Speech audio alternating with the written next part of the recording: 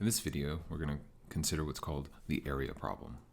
So we're interested in asking the question, if you have a function and there's a region bounded by the graph of the function in the plane and two vertical lines in the x-axis, what is the area of that given region?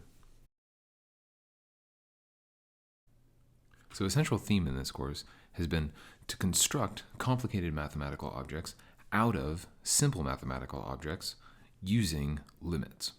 So in this particular subject, we're going to be thinking about how to do this geometrically. So one of the really simple objects for which we know how to measure the area is a rectangle. So the theme of this section is to use these simple geometric objects to approximate the area of more complicated objects. So to do this, we're going to illustrate this concept with an example.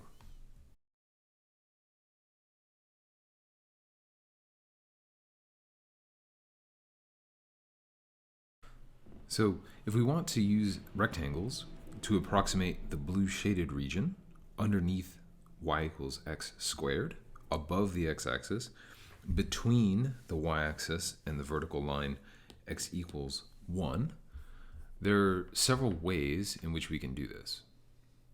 We're going to start out by using a single rectangle, and we're going to use for the height of that rectangle the function value on the very right-hand side of our picture, which is right here, 1, 1. So we're going to make a rectangle that is 1 unit tall and it is 1 unit wide. So we can see here on the picture that we've drawn, we have this nice big green box here. And we're going to use that as an approximation to the area of the shaded blue region down here. We can already see that this is a pretty bad approximation. It at least contains the area, and its total area for the green box, we're going to call this R1. So it's one rectangle whose height is determined by the right-hand endpoint of our interval. It's given by multiplying the height, which is 1, by the width, which is also 1, and that's just 1. If you draw a line from the top right corner to the bottom left corner of our square, like so, you can already see that the part which is not shaded is more than half of the rectangle, right? That whole region is an actual error, which we can look at by just shading. So you can see here in red that our error is much larger than the actual area we are trying to measure. So we can say to ourselves, well, if this is such a bad approximation, why don't we try more rectangles and see what happens? So just as before, we're going to cut the x-axis into two equal sized pieces. Since our region of the x-axis is 1 unit wide, each of these pieces will be 1/2 of a unit, and we will construct a rectangle on the right-hand side whose height is 1, and a rectangle on the left-hand side whose height is 1/2 squared. So here we can see that the right-hand rectangle has height 1, given by this point on the curve, right here. And the other rectangle, its height is given by using the x value 1/2 squared.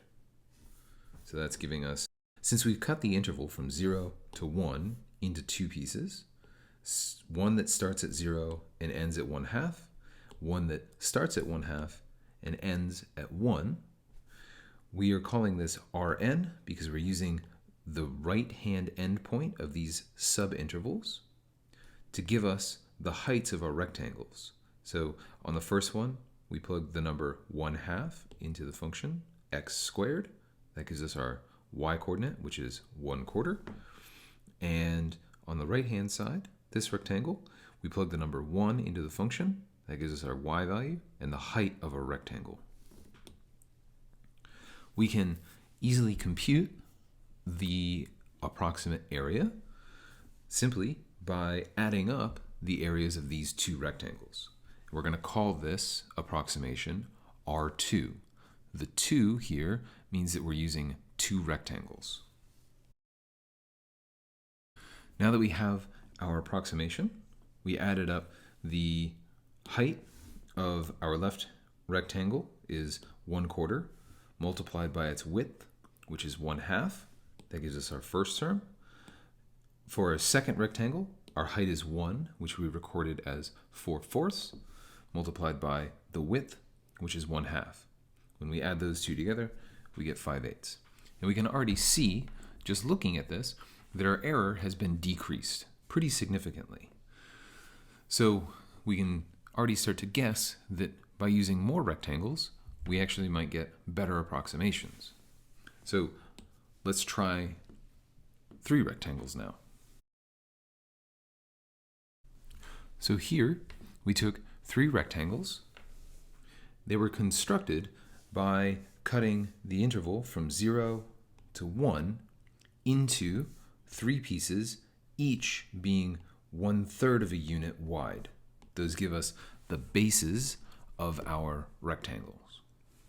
So, just like in the last example, we use the function values at the right-hand side of these subintervals to give us our heights. So our 3 points here are 1, 1, 2/3, 4/9, and 1/3, 1/9. So you can see that this rectangle on the right-hand side has height 1, which is 1 squared. This is the x value 2/3. The height of the middle rectangle is 2/3 squared, or 4/9. And here, the height of this leftmost rectangle is 1/9, which is 1/3 squared. So if we want to add up these areas, that will give us our approximation. Adding up the area of the first rectangle, we get 1/9, that's our height, times 1/3. The area of our second rectangle is 4/9 multiplied by the base, which is 1/3. And the area of our third rectangle is 1 high, which we recorded as 9/9 multiplied by 1/3. When we add those all together, we get 14/27. And again, we get a better estimate with a smaller error. Intuitively, we should see that we can make the approximate area as close to the actual area as we like by making the number of rectangles sufficiently large. What this means, if you think back to our section on limits at infinity, this is word for word exactly a limit at infinity.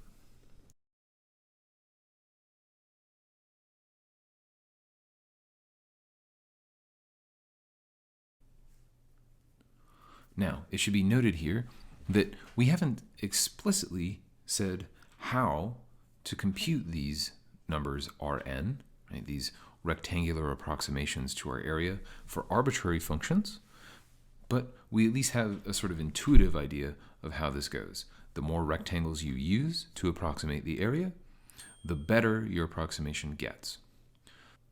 Similar to the way that we defined our tangent lines as limits of secant lines, we'll define our area to be the limit of these rectangular approximations. To actually be able to compute these things, we'll need some more machinery that we'll cover in our next video.